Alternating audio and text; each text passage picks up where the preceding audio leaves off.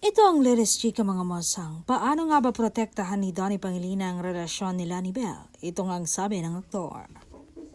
You have to set boundaries. Kapag in a relationship ka na, you have to set boundaries kasi kahit anong ingat mo, kung wala kang boundaries, mafo-fall ka pa rin sa ibang tao. Yes, mahal mo yung partner mo pero without boundaries, there is possibility to get attract sa ibang tao. Kaya you have to remind yourself to stop being close sa hindi mo partner. Huwag mag-confide sa hindi mo partner.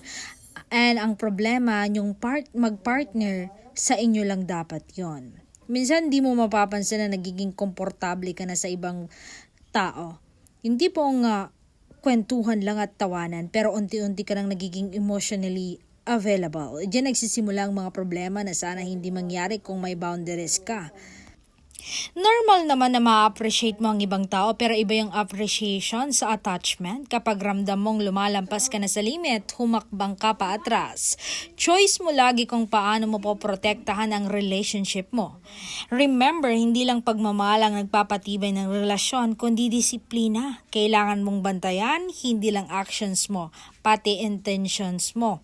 Kasi minsan doon nagsisimula ang unfaithfulness sa maliliit na bagay na pinabayaan.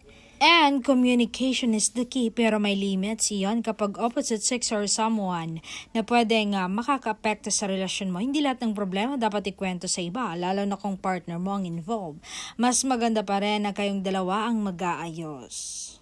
Sabi pa ni Donnie, at the end of the day, loyalty is not just about avoiding cheating. Loyalty is choosing your partner every single day. Kahit may temptation around you, kaya set your boundaries and protect your peace and your relationship.